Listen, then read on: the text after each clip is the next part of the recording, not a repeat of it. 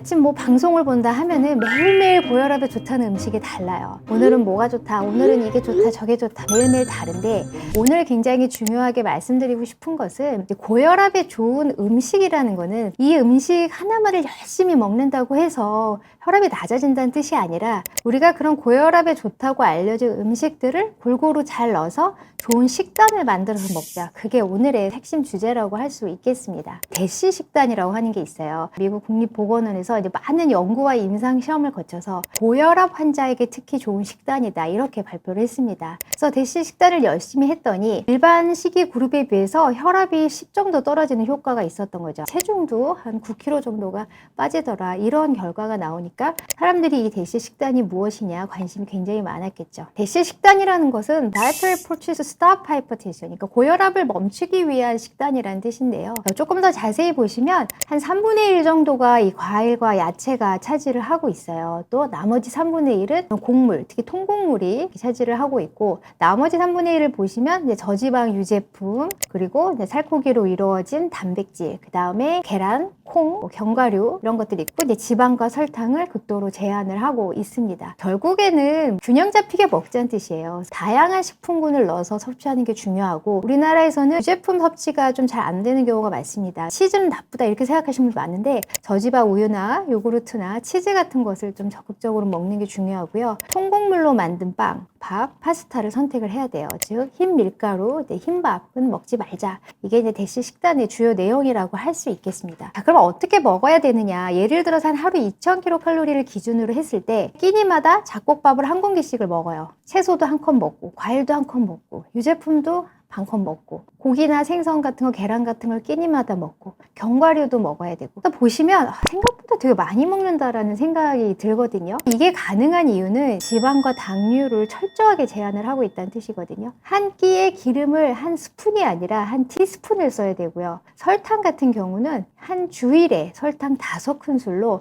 굉장히 철저하게 제한을 하고 있어요. 그러니까 이런 식단을 다 먹으면서 빵도 막 간식으로 먹고, 믹스커피 같은 거 이런 거 먹으면서 이 음식을 다 먹었을 때 효과를 볼 수 있는 게 아니라, 이제 그런 걸 철저하게 제한하면서 해야 된다고 좀 강조하고 싶습니다. 결국에는 건강한 지방 섭취가 굉장히 중요합니다. 포화지방산, 트랜스지방산 같은 거를 덜 먹고 불포화지방산 섭취를 늘려야 된다고 하는데, 아보카도나 뭐 올리브유나 뭐 견과류 같은 거 굉장히 풍부해요. 혈관 탄력을 유지하고 혈관 내벽도 보호하고 해서 혈압 조절에 도움이 될 수 있고요. 오메가3 지방산도 많이 들어보셨을 텐데, 등푸른 생선, 연어나 고등어에 많이 들어있죠. 이런 건 이제 심박동도 안정화를 시키고 혈관 내 염증을 줄여서 또 혈압 개선에 효과적인데, 그 생선으로 섭취를 한다기보다 무조건 약으로 먹으려고 하는 경향들이 요새 많이 있습니다. 그렇게 생각하지 마시고 이런 생선구이를 좀 자주 먹어서 단백질 섭취도 하고 오메가3도 같이 섭취할 수 있도록 그런 방향으로 자꾸 생각을 하셨으면 좋겠어요. 견과류를 우리가 추천하는 이유도 결국 이 견과류에 불포화 지방산이나 식이섬유가 많이 들어있어서 혈압 관리에 도움이 됩니다. 그래서 우리가 버터라든가 이런 트랜스 지방 같은 거 섭취를 많이 줄이고 이제 올리브유를 쓰고 이런 종류의 지방산들을 먹어보자 강조를 하고 있고, 건강한 지방 못지않게 건강한 단백질 섭취 굉장히 중요하죠. 가금류라고 해서 흔히 말하는 닭고기, 오리죠. 껍질을 제거해서 먹으면 저지방 고단백 식품으로 아주 훌륭하고요.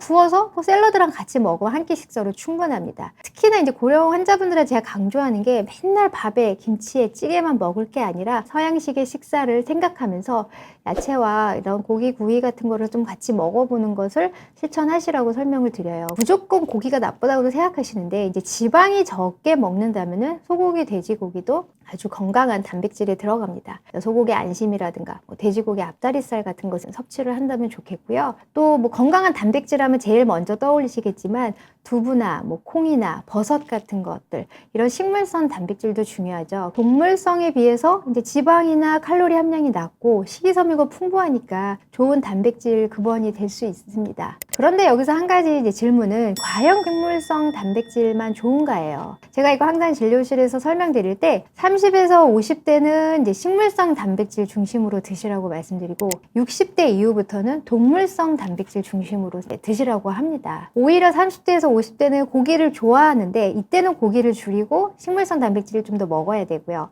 60대 이후가 되면은 정말들 고기를 안 좋아하시거든요. 그런데 억지로라도 좀 드시라고 말씀을 드립니다. 왜냐면은 60대 이후에는 우리가 근육량이 굉장히 빠른 속도로 떨어지게 되거든요. 그래서 근육량 감소를 예방하는 게 굉장히 중요해지는데 그렇기 때문에 좀 싫어도 하루에 한 100g, 한 손바닥 크기 정도 이렇게 먹으면 되거든요. 고기 같은 거, 생선 같은 거를 좀 귀찮아도 먹기 싫어도 식사에 꼭 넣어주면 좋겠고요. 이런 게 준비가 번거롭다, 아침 시간이다, 그럼 달걀 한두 개 정도 먹는 것도 좋고 또 저지방 우유 같은 거를 틈틈이 먹어주는 것도 이런 동물성 단백질 섭취에 좋고요. 30대에서 50대라면 그거보다는 뭐 두부나 유행하는 뭐 병아리콩, 렌틸콩 같은 거, 견과류, 또 햄프시드나 퀴노아, 뭐 치아씨드 같은 것들 많이 드시죠. 이런 거 중심으로 해서 조금 더 체중을 관리하고 포화지방산을 줄이는 쪽으로 단백질 식사를 좀 구성해 봤으면 좋겠습니다.